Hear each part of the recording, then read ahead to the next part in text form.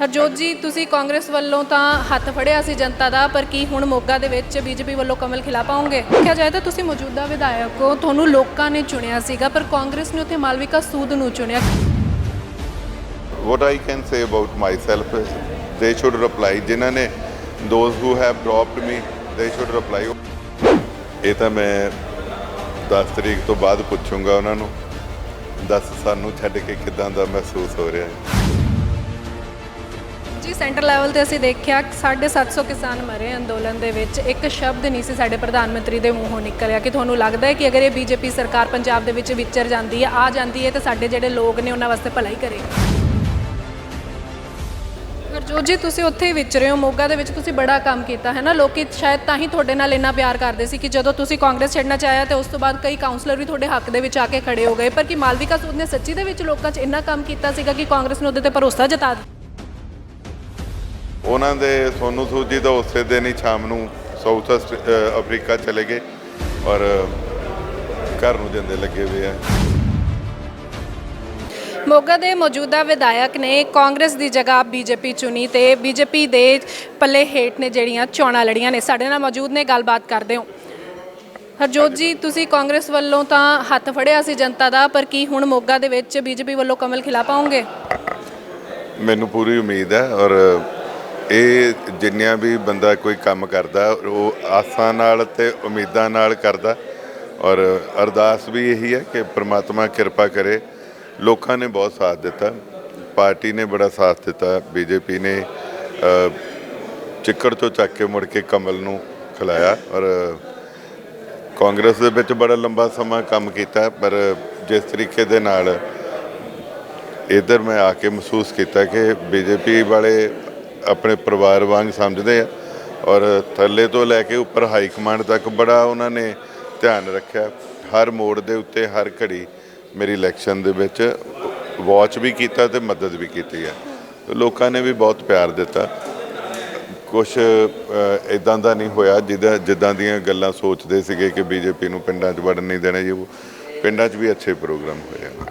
ਹਰਜੋਤ ਜੀ, ਦੇਖਿਆ ਜਾਏ ਤਾਂ ਤੁਸੀਂ ਮੌਜੂਦਾ ਵਿਧਾਇਕ ਹੋ, ਤੁਹਾਨੂੰ ਲੋਕਾਂ ਨੇ ਚੁਣਿਆ ਸੀਗਾ, ਪਰ ਕਾਂਗਰਸ ਨੇ ਉੱਥੇ ਮਾਲਵਿਕਾ ਸੂਦ ਨੂੰ ਚੁਣਿਆ। ਕਿਵੇਂ ਦੇਖਦੇ ਹੋ ਉਹਨਾਂ ਦੇ ਇਸ ਸਟੈਪ ਨੂੰ? ਇਹ ਤਾਂ ਮੈਂ 10 ਤਰੀਕ ਤੋਂ ਬਾਅਦ ਪੁੱਛੂੰਗਾ ਉਹਨਾਂ ਨੂੰ, ਦੱਸ ਸਾਨੂੰ ਛੱਡ ਕੇ ਕਿਦਾਂ ਦਾ ਮਹਿਸੂਸ ਹੋ ਰਿਹਾ ਹੈ। ਮੈਂ what I can say about myself they should reply. ਜਿਨ੍ਹਾਂ ਨੇ those who have dropped me they should reply. ਉਹਨਾਂ ਨੂੰ ਦੇਖਣਾ ਚਾਹੀਦਾ ਕਿ ਉਹਨਾਂ ਨੇ ਚੰਗਾ ਕੀਤਾ ਜਾਂ ਮਾੜਾ ਕੀਤਾ, ਪਾਰਟੀ ਸਮੀਖਿਆ ਕਰੇ। ਹਰਜੋਤ ਜੀ, ਤੁਸੀਂ ਉੱਥੇ ਹੀ ਵਿਚਰੇ ਹੋ, ਮੋਗਾ ਦੇ ਵਿੱਚ ਤੁਸੀਂ ਬੜਾ ਕੰਮ ਕੀਤਾ ਹੈ ਨਾ। ਲੋਕੀ ਸ਼ਾਇਦ ਤਾਂ ਹੀ ਤੁਹਾਡੇ ਨਾਲ ਇੰਨਾ ਪਿਆਰ ਕਰਦੇ ਸੀ ਕਿ ਜਦੋਂ ਤੁਸੀਂ ਕਾਂਗਰਸ ਛੱਡਣਾ ਚਾਹਿਆ ਤੇ ਉਸ ਤੋਂ ਬਾਅਦ ਕਈ ਕਾਉਂਸਲਰ ਵੀ ਤੁਹਾਡੇ ਹੱਕ ਦੇ ਵਿੱਚ ਆ ਕੇ ਖੜੇ ਹੋ ਗਏ। ਪਰ ਕੀ ਮਾਲਵਿਕਾ ਸੂਦ ਨੇ ਸੱਚੀ ਦੇ ਵਿੱਚ ਲੋਕਾਂ 'ਚ ਇੰਨਾ ਕੰਮ ਕੀਤਾ ਸੀਗਾ ਕਿ ਕਾਂਗਰਸ ਨੇ ਉਹਦੇ ਤੇ ਭਰੋਸਾ ਜਤਾ ਦਿੱਤਾ? ਚਲੋ ਮੈਂ ਕਿਸੇ ਦੇ ਉੱਤੇ ਨੈਗੇਟਿਵ ਟਿੱਪਣੀ ਕਦੇ ਕਰਦਾ ਨਹੀਂ, ਬਟ ਉਹਨਾਂ ਨੇ ਕਾਂਗਰਸ ਪਾਰਟੀ ਨੇ ਇੱਕ ਸਟਾਰਡਮ ਦੇਖਿਆ। ਉਹਨਾਂ ਨੂੰ ਇਹ ਲੱਗਦਾ ਸੀਗਾ ਕਿ ਸੋਨੂ ਸੂਦ ਜੀ ਦੇ ਆਉਣ ਨਾਲ ਪੰਜਾਬ ਲੈਵਲ 'ਤੇ ਵੀ ਪ੍ਰਚਾਰ ਉਹਨਾਂ ਦਾ ਕਰਨਗੇ ਉਹ ਔਰ ਕਾਂਗਰਸ ਪਾਰਟੀ ਦਾ ਪ੍ਰਚਾਰ ਯੂਪੀ 'ਚ ਵੀ ਕਰਨਗੇ। ਪਰ ਉਹ ਹਾਲਾਤ ਇੱਦਾਂ ਦੇ ਬਣ ਗਏ ਕਿ ਸ਼ਾਇਦ ਸੋਨੂ ਸੂਦ ਜੀ ਮੋਗੇ 'ਚ ਵੀ ਨਿਕਲ ਨਹੀਂ ਸਕੇ ਚੱਜ ਨਾਲ। ਅਖੀਰਲੇ ਦਿਨ ਤਾਂ ਜਿੱਦਣ ਵੋਟਾਂ ਵਾਲੇ ਦਿਨ ਤਾਂ ਉਹਨਾਂ ਦੀ ਗੱਡੀ ਵੀ ਜ਼ਬਤ ਹੋ ਗਈ, ਉਹਨਾਂ 'ਤੇ ਪਰਚਾ ਵੀ ਹੋਇਆ, ਜ਼ਮਾਨਤ ਕਰਾਉਣੀ ਪਈ ਉਹਨਾਂ ਨੂੰ। ਔਰ ਲੋਕ ਵੀ ਇਸ ਗੱਲ ਨੂੰ ਸਮਝਦੇ ਸੀਗੇ ਔਰ ਜਿਹੜੇ ਲੋਕਾਂ ਨੇ ਉਹਨਾਂ ਨੂੰ ਵੋਟ ਪਾਈ ਵੀ ਹੋਣੀ ਉਹ ਵੀ ਪਛਤਾਉਂਦੇ ਹੋਣੇ ਆ, ਕਿਉਂਕਿ ਹਰਜੋਤ ਕਮਲ ਜਿਵੇਂ ਦਾ ਪਹਿਲਾਂ ਸੀ ਉਵੇਂ ਦਾ ਹੀ ਹੋਣਿਆ। ਅੱਜ ਵੀ ਹਰਜੋਤ ਕਮਲ ਦਾ ਦਫ਼ਤਰ ਵੀ ਔਰ ਘਰ ਵੀ ਉਵੇਂ ਹੀ ਖੁੱਲ੍ਹਾ ਰਹਿੰਦਾ, ਉਵੇਂ ਹੀ ਲੋਕ ਆਉਂਦੇ ਆ।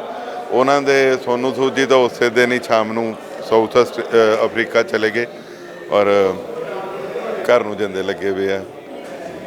ਸੋ ਇਹ ਫਰਕ ਹੁੰਦਾ ਹੀ ਆ, ਇੱਕ ਰੀਅਲ ਹੀਰੋ ਤੇ ਰੀਅਲ ਹੀਰੋ ਦੋਨਾਂ 'ਚ ਫਰਕ ਰਹਿਣਾ ਹੀ ਆ।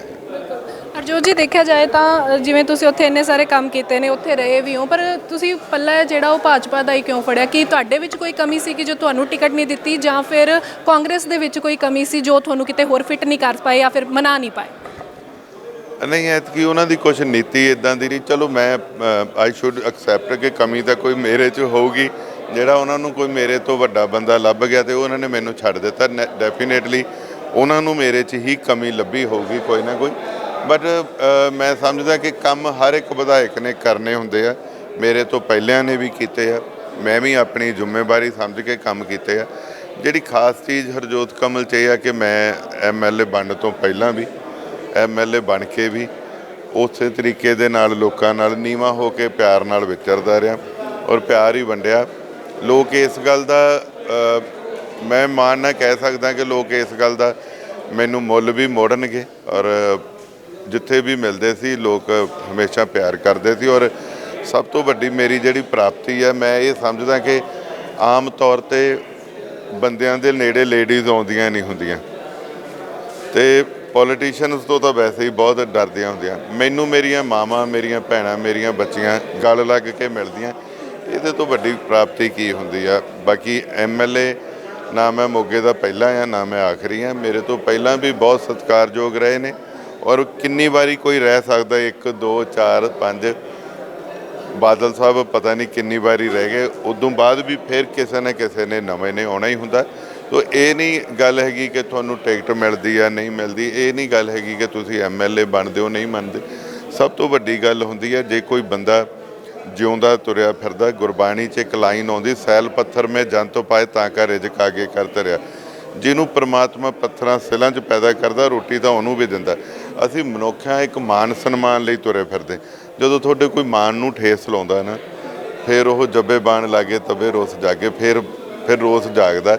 ਰੋਸ 'ਚੋਂ ਫਿਰ ਇੱਦਾਂ ਦਾ ਹਰਜੋਤ ਕਮਲ ਨਿਕਲਦਾ, ਫਿਰ ਭਾਜਪਾ ਦਾ ਕਮਲ ਨਿਕਲਦਾ। ਹਰਜੋਤ ਜੀ, ਸੈਂਟਰ ਲੈਵਲ ਤੇ ਅਸੀਂ ਦੇਖਿਆ 750 ਕਿਸਾਨ ਮਰੇ ਅੰਦੋਲਨ ਦੇ ਵਿੱਚ, ਇੱਕ ਸ਼ਬਦ ਨਹੀਂ ਸੀ ਸਾਡੇ ਪ੍ਰਧਾਨ ਮੰਤਰੀ ਦੇ ਮੂੰਹੋਂ ਨਿਕਲਿਆ ਕਿ ਤੁਹਾਨੂੰ ਲੱਗਦਾ ਹੈ ਕਿ ਅਗਰ ਇਹ BJP ਸਰਕਾਰ ਪੰਜਾਬ ਦੇ ਵਿੱਚ ਵਿਚਰ ਜਾਂਦੀ ਹੈ, ਆ ਜਾਂਦੀ ਹੈ, ਤਾਂ ਸਾਡੇ ਜਿਹੜੇ ਲੋਕ ਨੇ ਉਹਨਾਂ ਵਾਸਤੇ ਭਲਾਈ ਕਰੇਗੀ? ਨਹੀਂ, ਇੱਥੇ ਤੁਸੀਂ ਬਿਲਕੁਲ ਮਿਸਲੀਡ ਹੋ, ਤੁਹਾਨੂੰ ਗਲਤ ਇਨਫੋਰਮੇਸ਼ਨ ਹੈਗੀ ਆ।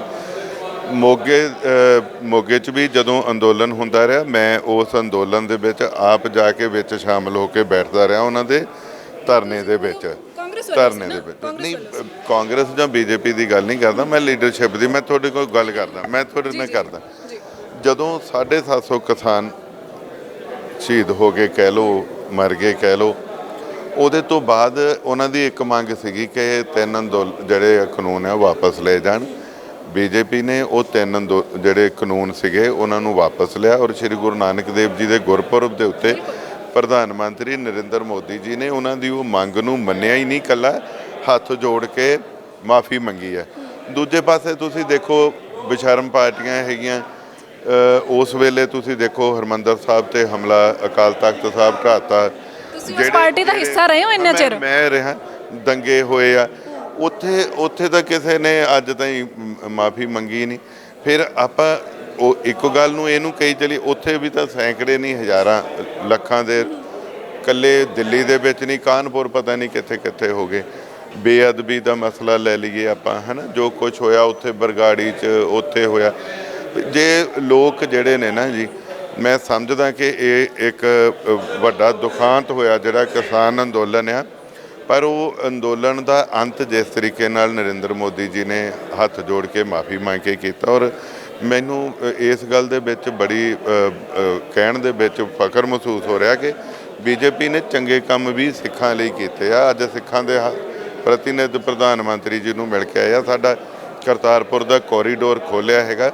ਜਿਹੜੇ ਲੋਕ ਉੱਥੇ ਦਿੱਲੀ ਦੰਗਿਆਂ ਦੇ ਦੋਸ਼ੀ ਸੀ, ਉਹਨਾਂ 'ਚੋਂ ਸੱਜਣ ਕੁਮਾਰ ਜਾਖੜ ਨੂੰ, ਟਾਇਲਰ ਉਹਨਾਂ ਨੂੰ ਉਸ ਕਮੇਟੀ ਨੇ ਹੀ ਅੰਦਰ ਕੀਤਾ, ਜਿਹੜੀ ਨਰਿੰਦਰ ਮੋਦੀ ਜੀ ਨੇ ਇੱਕ ਕਮੇਟੀ ਬਣਾਈ ਸੀ। ਕਮਲਨਾਥ ਜੀ ਦੇ ਉੱਤੇ ਸ਼ਿਕੰਜਾ ਕੱਸਿਆ ਜਾ ਰਿਹਾ, ਛੋਟੇ ਸਾਹਿਬਜ਼ਾਦਿਆਂ ਦੇ ਜਨਮ ਦਿਹਾੜੇ ਨੂੰ ਵੀਰ ਬਾਲ ਦਿਵਸ ਦਾ ਨਾਂ ਦਿੱਤਾ। ਬੜੇ ਕੰਮ ਹੈਗੇ ਔਰ ਇਹ ਪੰਜਾਬ 'ਚ ਪਹਿਲੀ ਵਾਰੀ ਚੋਣ ਲੜੀ ਕਰਕੇ ਲੱਗਦਾ ਹੈਗਾ। ਅਦਰਵਾਈਜ਼ BJP ਲੋਕਾਂ ਦੀ ਫਰੈਂਡਲੀ ਪਾਰਟੀ ਹੈ ਔਰ ਅੱਜ ਜਦੋਂ ਪੰਜਾਬ 'ਚ ਹੁਣ ਚੋਣ ਲੜੀ ਆ, ਹੁਣ ਜਦੋਂ ਲੋਕਾਂ 'ਚ ਵਿਚਰਾਂਗੇ, ਕਿਉਂਕਿ ਜਿੱਦਣ ਮੈਂ ਟਿਕਟ ਲੈ ਕੇ ਆਇਆ ਸੀ ਮੈਨੂੰ ਸਾਰੇ ਕਹਿੰਦੇ ਸੀ ਆਹ ਕਿੱਥੋਂ ਪੰਗਾ ਲੈ ਲਿਆ, ਪਿੰਡਾਂ 'ਚ ਤਾਂ ਕਿਸੇ ਨੇ ਵੜਨ ਨਹੀਂ ਦੇਣਾ। ਔਰ ਮੈਂ ਜਿੱਦਣ ਇਲੈਕਸ਼ਨ ਲੜਿਆ, ਅੱਜ ਤੁਸੀਂ ਦੇਖੋ ਅੱਜ ਹਰ ਬੰਦਾ ਕਹਿੰਦਾ ਕਿ BJP ਉੱਥੋਂ ਪੂਰੀ ਟੱਕਰ 'ਤੇ ਹੈਗੀ ਆ। ਔਰ ਮੇਰੇ ਕੋਲ ਹੀ ਖੜੀ ਸੀ ਸਾਡੀ, ਮੈਂ ਨਾਂ ਨਹੀਂ ਲੈਣਾ, ਤੁਹਾਡੀ ਭੈਣ ਹੀ ਪੱਤਰਕਾਰ ਸੀ, ਛੋਟੀਆਂ ਭੈਣਾਂ ਵਰਗੀ, ਮੇਰਿਆਂ ਵਰਗੀ, ਔਰ ਉਹਨੇ ਮੈਨੂੰ ਇਹ ਕਿਹਾ ਕਿ ਸੋਨੂੰ ਸੂਦ ਨੂੰ ਤੁਸੀਂ ਨਿਕਲ ਨਹੀਂ ਦਿੱਤਾ ਘਰੋਂ, ਔਰ ਤੁਸੀਂ ਉਹਨਾਂ ਨੇ BJP ਨੂੰ ਵਿਨੇਬਿਲਿਟੀ 'ਤੇ ਲਿਆ ਕੇ ਦਿੱਤਾ। ਔਰ ਮੈਂ ਉਹਨਾਂ ਨੂੰ ਕਿਹਾ ਕਿ ਤੁਸੀਂ ਜਿਸ ਤਰੀਕੇ ਦੇ ਨਾਲ ਜੇ ਮੈਂ ਜਿੱਤ ਕੇ ਉਹਨਾਂ ਦਾ ਮੂੰਹ ਮਿੱਠਾ ਕਰਾਊਂਗਾ, ਜ਼ਰੂਰ ਤੁਹਾਡਾ ਵੀ ਕਰਾਊਂਗਾ, ਮਹਾਰਾਜ ਜੀ ਕਿਰਪਾ ਕਰੂਗਾ। ਜੀ ਜੀ ਜੀ, ਇੱਕ ਲਾਸਟ ਸਵਾਲ ਮੈਂ ਲਵਾਂਗੀ। ਅੱਜ ਸੀਨੀਅਰ ਲੀਡਰਸ਼ਿਪ ਦੀ ਮੀਟਿੰਗ ਹੋਈ ਆ ਤੇ ਕੀ ਰਿਵਿਊ ਰੱਖੇ ਗਏ ਨੇ ਮੋਗਾ ਦੇ ਵੱਲੋਂ, ਤੁਹਾਡੇ ਕੀ ਕੁਝ ਉਹਨਾਂ ਨੂੰ ਦੱਸਿਆ ਗਿਆ? ਨਹੀਂ, ਉਹਦੇ 'ਚ ਤਾਂ ਉਹ ਜਿੰਨੀ ਬੀਜੇਪੀ ਪੈਰਵਾਈ ਕਰਦੀ ਆ ਆਪਣੇ ਕੈਂਡੀਡੇਟਸ ਦੀ, ਮੇਰਾ ਖਿਆਲ ਮੇਰੇ ਦੱਸਣ ਵਾਲੀ ਕੋਈ ਗੱਲ ਹੀ ਨਹੀਂ। ਉਹਨਾਂ ਨੂੰ ਹਰ ਸਟੈਪ ਦਾ ਪਤਾ ਹੈ, ਔਰ ਮੇਰੇ ਤੋਂ ਵੀ ਜ਼ਿਆਦਾ ਉਹਨਾਂ ਨੂੰ ਪਤਾ ਹੁੰਦਾ ਸੀਗਾ ਕਿ ਮੇਰੇ ਕਿੰਨੇ ਬੂਥ ਲੱਗੇ ਆ, ਕਿਹੜਾ ਵਰਕਰ ਕਿੱਥੇ ਹੈਗਾ, ਕਿਹੜਾ ਭੱਜ ਗਿਆ, ਕਿਹੜਾ ਵੜ ਗਿਆ, ਕਿਹੜਾ ਰਹਿ ਗਿਆ। So it was a general meeting. ਜਿੰਨੇ ਕੈਂਡੀਡੇਟ ਸੀ ਉਹਨਾਂ ਸਾਰਿਆਂ ਨੂੰ ਇੱਕ ਦੂਜੇ ਨਾਲ ਤਾਰਫ ਕਰਾਉਣਾ ਸੀ, ਔਰ ਪਾਰਟੀ ਦਾ ਹਾਈ ਕਮਾਂਡ ਦਾ ਇੱਕ ਬਹੁਤ ਵੱਡੀ ਮੈਨੂੰ ਗੱਲ ਲੱਗੀ ਹੈ ਸ਼ਿਕਾਵਤ ਸਾਹਿਬ ਨੇ ਜਿਹੜਾ ਬਾਅਦ 'ਚ ਬੋਲਿਆ, ਔਰ ਉਹਨਾਂ ਨੇ ਉਹ ਗੱਲ ਉਹਨਾਂ ਦੀ ਸੀਗੀ ਕਿ ਇੱਕ ਉਹਦੇ ਵਿੱਚੋਂ ਇੱਕ ਲੀਡਰਸ਼ਿਪ ਦੀ ਪਰਪੱਕਤਾ ਨਜ਼ਰ ਆਉਂਦੀ ਸੀ। ਉਹ ਕਹਿੰਦੇ ਸਰਕਾਰ ਦੇ ਵਿੱਚ ਹੈ ਨਹੀਂ ਸੀ ਉਹ ਪਰਪੱਕਤਾ। ਨਹੀਂ, ਮੈਂ ਕਿਸੇ ਦੇ ਬਾਰੇ ਨਹੀਂ ਗੱਲ ਕਰਦਾ ਹੈਗਾ, ਸਾਰੇ ਵਧੀਆ ਸੀ। ਐਵੇਂ ਥੋੜੀ ਕੈਪਟਨ ਸਾਹਿਬ 2 ਵਾਰੀ ਮੁੱਖ ਮੰਤਰੀ ਬਣ ਗਏ, ਉਹ ਹੀ ਵਾਜ਼ ਗੁੱਡ ਐਡਮਿਨਿਸਟ੍ਰੇਟਰ ਆਲਸੋ।